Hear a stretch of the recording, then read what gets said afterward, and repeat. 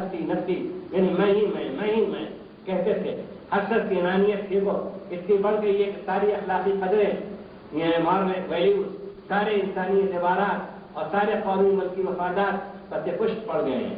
خود غرضی مفاد پرستی کا ایک جنون پیدا ہو گیا ہے. ہر شخص اسی فکر میں ہے کہ میں دن بھر میں کتنا کما سکتا ہوں, میں مہینے بھر میں کتنی آمدنی پیدا کر سکتا ہوں, میری تنخواہ کتنی ہو, میری بالائی آمدنی کتنی ہے. مجھے معاف کیجیے, آج کل میں آندھرا پردیش کو نہیں کہتا صاف, لیکن میں اور ہندوستان کے صوبوں سے واقف ہوں. مجھے معاف کیجیے, آج کل بالائی آمدنی اصل ترجیح و فضیلت کا معیار کوالیفیکیشن ہے. شادی بیاہ کے رشتوں اور قیاموں میں بے تکلف پوچھا جاتا ہے اور تعارف و تاریخ میں بھی کہا جاتا ہے کہ بالائی آمدنی کتنی ہے. معاف کیجیے گا, اس بالائی آمدنی سے بہت کم لوگ بالا و بنی ہیں. حضرات اپنے گھر کی فکر کر لینا, اپنے گھر میں گلزار بنا لینا اور اس کو ایک مثالی آئیڈیل ماحول بنا دینا بالکل کافی نہیں ہے. وجہ یہ ہے کہ سمندر میں تو جزیرے آئی لینڈس ہو سکتے ہیں, سمندر میں ہزاروں اس سے زائد جزیرے ہوں گے, وہ ہزاروں لاکھوں برس تک کی جگہ پر ہیں, لیکن زمین کسی جزیرے کو قبول نہیں کر سکتی. قانون قدرت سمندر میں جزیروں کی اجازت دیتا ہے اور ان کی سلامتی کا ضامن ہے. قانون قدرت خدا کا نیچرل لا ہے, وہ ابدی اور دائمی ہے. وہ زمین میں جزیرہ بنانے کی اجازت نہیں دیتا. آج ہم نے گھر گھر کو جزیرہ بنا رکھا ہے, ایک ایک گھر آئی لینڈ بنا ہوا ہے. آج ہم نے گھر گھر کو جزیرہ بنا رکھا ہے, شہر شہر کو جزیرہ بنا رکھا ہے, اپنی ذات اپنی برادری کو جزیرہ بنا رکھا ہے. یہ جزیرے ٹھہر نہیں سکتے. ہم آج سے 2000 سال پہلے کی تاریخ پڑھتے ہیں, ان جزیروں کا نام لکھتا ہے, وہ جزیرے آج تک موجود ہیں. اور انڈونیشیا میں کتنے جزیرے ہیں اور رہیں گے, پہاڑ لاکھوں برس سے کھڑے ہیں, لیکن سر زمین کے لیے اللہ کا قانون دوسرا ہے. وہاں اپنی الگ دنیا نہیں بتائی جا سکتی. وہاں کے ہر خطے کا متاثر اور مؤثر ہونا قانون قدرت ہے. اس پوری سطح زمین کے لیے خدا کا حکم, نظر کی تعلیم اور قانون فطرت نیشن اللہ یہ ہے کہ مل جل کر رہا جائے. انسانیت ایک زنجیر مسلسل ہے جس کی ہر کڑی دوسری کڑی سے پیوست ہے, ہر ایک کی قسمت دوسرے سے وابستہ ہے. یہاں ہر ایک ہی وقت میں صاحب اور رسول ہے, یعنی مانگتا بھی ہے اور دیتا بھی ہے. ہم میں سے ہر شخص دوسرے کا محتاج ہے, کبھی مانگتا ہے, کبھی یہ پارٹ ادا کرتا ہے اور کبھی دیتا ہے دوسرے کو, یہ پارٹ بھی ادا کرتا ہے. ایک وقت میں صاحب اور رسول ہے, ہر ایک محتاج اور محتاج رہے. قدیم مشرقی مکتبے کی اصطلاح میں انسان مدنی الطبع ہے, یعنی وہ نیچرلی سیویلائزیشن ختم کے بغیر زندہ نہیں رہ سکتا, یعنی فطرتاً متمدن و اجتماعی زندگی گزارنے کا خواہش مند اور ضرورت مند ہے. یہاں جنگل کی زندگی نہیں گزاری جا سکتی. ایک جانور دوسرے جانور سے سروکار نہیں اور ہر طاقتور کمزور کو شکار کرنے کے لیے تیار ہے. کوئی کام باہمی صلاح مشورہ اور تعاون سے نہیں ہوتا. ہر ملک ہر شہر کو ایک ایسے حساس شریف النفس اور محبت خاندان کی طرح رہنا چاہیے جو دوسرے کی تکلیف سے تکلیف اور دوسرے کی خوشی سے خوشی محسوس کرے.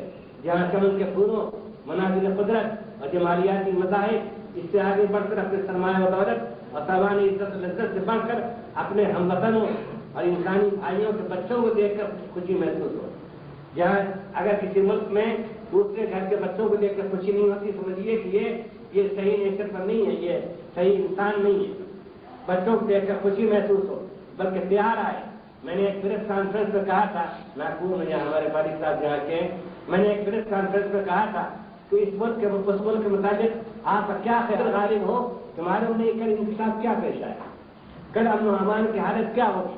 کوئی طوفانی جھٹکا ایسا چلے کہ یہ کلیاں پھول بننے سے پہلے مسل لی جائیں اور کہنے والا حضرت سے کہے حسن ان گنچوں کے ہے جو ان کھلے مرجھا ہے, حسن ان گنچوں کے ہے جو ان کھلے مرجھا ہے. یہ ایک ایسی انوکھی غیر معمولی اور استثنائی بات ہے جس کو باہر کا آدمی مشکل سے باور کر سکتا ہے. ایسا کیوں ہے؟ مختصراً اس لیے کہ انسانیت کو قدر و قیمت کا احساس نہیں, انسانیت کے رشتے سے یا خاندان ہونے کا اس کی طرف کشش چار اور میلان ہونے کا جذبہ نہیں.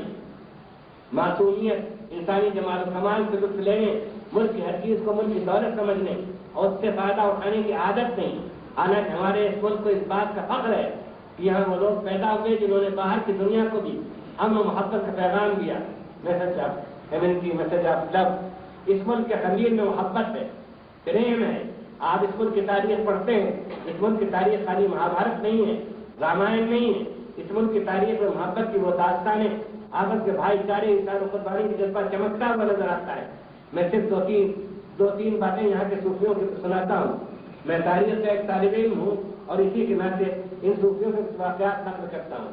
ख्वाजा फरीदुद्दीन का शकत 6वीं सदी हिजरी और 12वीं सदी ईस्वी के एक बुजुर्ग हैं, उनके पास एक तस्वीर है सीजन। हर शहर का एक तोहफा होता है।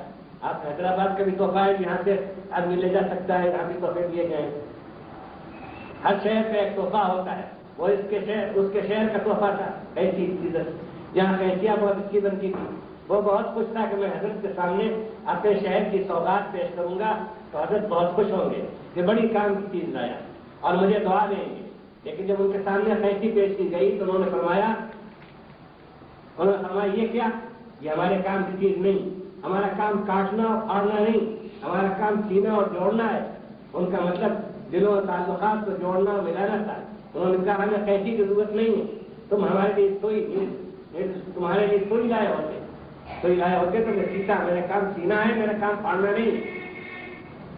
उन्हीं के जानशीन खलीफा ख्वाजा निजामुद्दीन औलिया ने, जिनको दिल्ली वाले सुल्तान जी कहते हैं, फरमाया कि दुनिया का दस्तूर तो ये है कि सीधे के साथ सीधा और टेढ़े के साथ टेढ़ा, लेकिन हमारे बुजुर्गों का ये कहना है कि सीधों के साथ सीधा और टेढ़ों के साथ भी सीधा। और फरमाया कि कोई शख्स हमारे सामने एक कांटा डाल दे और मैं भी कांटा डालूं तो कांटे ही कांटे हो जाएंगे। अगर उसने कांटा डाला तो तुम उसके सामने फूल डालो, फूल ही फूल हो जाएंगे। ये बयान हिंदुस्तान में खास तौर पर दिया गया और यहाँ बाहर से जो लोग आए उन्होंने इसको ज्यादा ताकत सरगर्मी से दिया, यहाँ तक कि इसकी खुशबू सारे मुल्क में फैल गई और पास के मुल्कों में पहुंची। इस वक्त की सबसे बड़ी जरूरत ये है हज़रात, और ये बयान इंसानियत की तहरीक का खुलासा है कि वो अपने इस बड़े घर की फिक्र करें। ये हमारा बड़ा घर हिंदुस्तान, हम अपने इस बड़े घर की फिक्र करें और अगर अल्लाह और हिम्मत दे, हौसला दे तो सारी दुनिया समझ लीजिए सब हमारा घर है। अगर हम अपने घर बड़े घर की फिक्र करें और ये न समझे कि हम आराम से हैं और उसूल अखलाक की जिंदगी गुजार रहे हैं तो फिर बाहर देखने की जरूरत नहीं क्या हो रहा है। पैगंबर इंसानियत हज़रत मोहम्मद सल्लल्लाहु अलैहि वसल्लम ने उसकी एक ऐसी बलीग और वाज़ेह मिसाल की है जिससे बेहतर मिसाल कम से कम मुझे नहीं मिली। मैं लिटरेचर का भी तालिब इल्म हूँ और हिस्ट्री ऑफ फिलॉसफी का भी।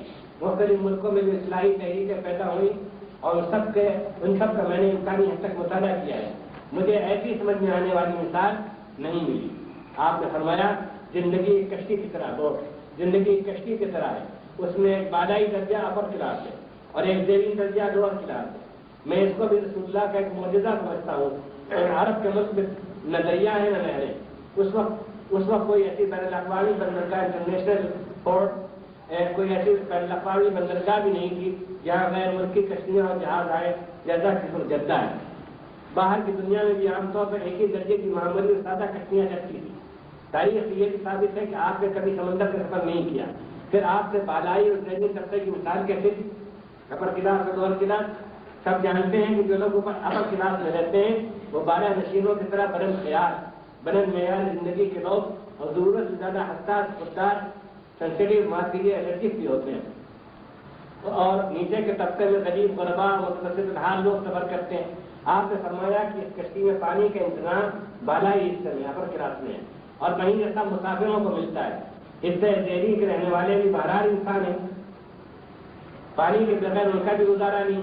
वो ऊपर जाते हैं, पानी भर कर लाते हैं। पानी की फितरत है कि वो छलके, वो ये नहीं देखता कौन पास बैठा है। ये बड़े